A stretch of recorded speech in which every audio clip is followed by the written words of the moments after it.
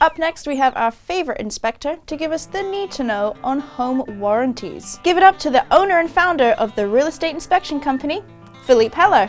There he is. Philippe is back in the house. What's up, my man? Good to see you. Always good to be here. So this is a big one today. Yeah. I feel like we're taking on Big Pharma today or something. Like this is It's a hot topic. It's a big one. Home warranties. Yes. I've seen these people around. A lot of the home warranty companies are very big, trustworthy names in the insurance business. Yes. And so the question just becomes from a practical standpoint. Sure. You know, because here in San Diego, very rarely are people buying new construction. Right. And that's why you're such a busy guy, running around inspecting every single house in San Diego every day. So the reason is because these houses are built in the 50s, 60s, 70s, sometimes even older than that. And things can go wrong with houses that are that old. Yep. So these home warranty companies say, hey, buy home warranty from us, and if something goes wrong with the house, we'll take care of it. That's the idea. That's my understanding. I think that's the general public's understanding. Correct. From your perspective as an inspector, as someone who's seen the application of these things in the real world, what is it that we need to know about these things? Well, there are a few companies on the BBB or other review sites that get more hate reviews and negative reviews than home warranty companies. So you're right, it has become very much a standard. In my research, almost 80% of the home sales include a home warranty where the agent or the seller will include that in good faith, just like when you buy a pre-owned car, they include an extended warranty on it. And conceptually, that's a great idea. It's like, buy my house, I've maintained it well, but just to give you a level of comfort, I'm going to include this home warranty so you won't have any problems, headache-free ownership. And the reality is, it doesn't always go that way. So now the word warranty, I think, is pretty loosely used in this situation, isn't it? I mean, this is more of a service contract. Right. People view them as insurance policies in a sense, where if my dishwasher goes bad, I'm going to pick up the phone, pay a deductible, and get a new dishwasher. And really, these are service contracts. So you're paying a company to keep your stuff running. And if they can't get it to run, at that point, they're supposed to replace it. Gotcha. So that's different. You know, I mean, in reality, in application, that's different. So tell us some of the ins and outs of how this actually works. Let's say I buy a home warranty. Right. And I got a problem with something. I'm calling the warranty company, or I'm calling someone else. Like, what happens there? How does that logistics functionally, work? how does it work? Well, obviously, a company that is providing coverage sometimes all over the country, they don't have ginormous fleets of service contractors. So they contract with independent companies all over the place. Plumbers, HVAC, electricians, you name it. They have them in their directory. So if you call from, San Diego or San Francisco or somewhere in between, they have a local contractor that they call and dispatch them. Now, these small contractors sign up with the home warranty company as a way to get leads. Now, in exchange, they agree, just like health insurance, to provide some services at below market value. So if you called a plumber out of the phone book, he may charge you $150 just to show up to your house for whatever your problem is. These guys agree to do it for much less than that, and they agree to accept that and take care of the problem.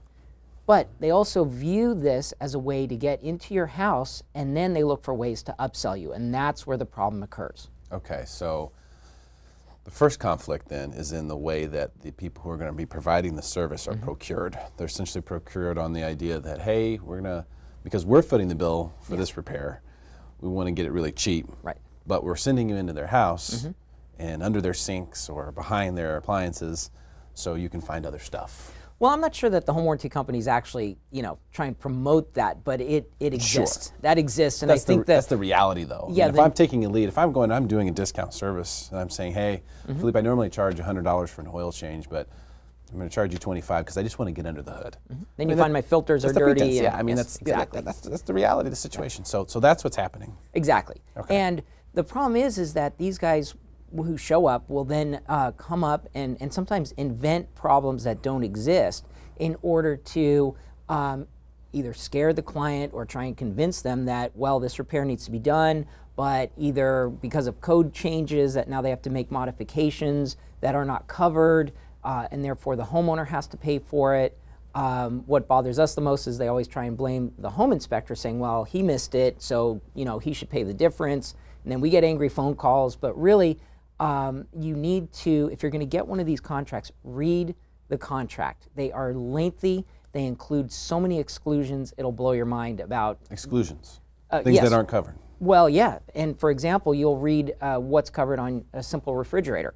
They don't cover door seals, water lines, leaks, ice makers, lights, switches. What's left? So many things that, yeah, it's really what is left. And so they show up because your ice maker fails, and they say, well, the ice maker is not covered under your home warranty, so, I have to charge you outside of the warranty to make this work. Same thing with heating and air. The exemptions are lengthy, so read that contract very carefully. It's not just about the upsell, it's about the straight sell. I mean, the warranty only covers so much. Correct. And it's not a bumper-to-bumper type situation. There's a lot of exclusions in there, and understandably so. In order to keep those insurance policies cheap, yes, to make it palatable from a home buyer standpoint, I could see where they'd have to exclude a lot of things. Probably the things that are most common that would happen, or some of them. Many times, yes. And the problem is that they really kind of word them in such a way that leaves that wiggle room where they can get out of covering something. They'll come up with scenarios where parts maybe don't match because at one time it had a repair previously, and now they're pointing at that repaired part saying, well, that's not original, so we're not going to cover your air conditioning unit. And that's really a technical detail that they're trying to get out of covering it. What about having the inspection? So like, for example, I'm going to buy a house, right? When I go to buy a house, I call you to come and have your guys come and inspect the house. Show me, what am I buying? That's what you're showing people. Your report is saying, hey, this is what you're actually buying. I know it looks pretty from the street, but here's the insides look like. And so I get that inspection from you. We go through the process, I buy the house. Something goes wrong. And now I have to reach out to the warranty people. Is there something in your inspection that can help me fight that type of situation where they say, oh, well, that wasn't working probably from the beginning? Yes. One of the best ways to counteract the claim of a pre-existing condition that these guys always use, even months into owning a home, they'll show up and say, well, this must have been a condition that existed before you got the home warranty, therefore it's not covered and I need to charge you, whether it's a garbage disposer, a microwave oven, or dishwasher. The best defense to that is having some documentation.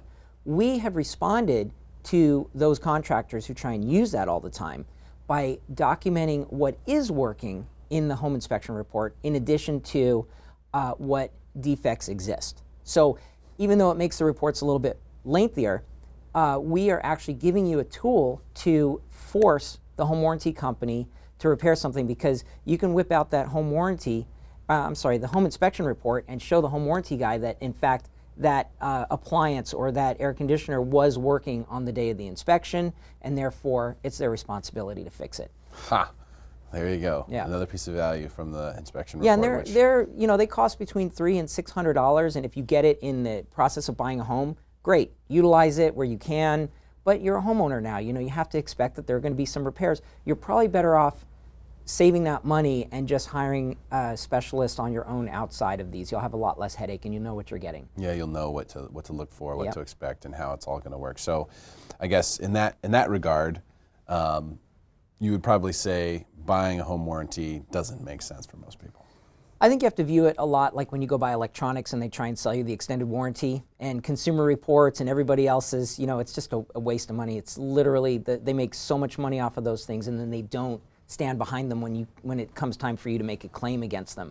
So really, if you read Consumer Reports or you're thinking about buying one of these home warranties, do your research, look at the reviews, check with BBB, and I think and definitely read the contracts, but I think it'll be an eye-opener where you may reconsider and decide, well, maybe if I just put $600 in a savings account every year towards repairs, you're probably going to be better off.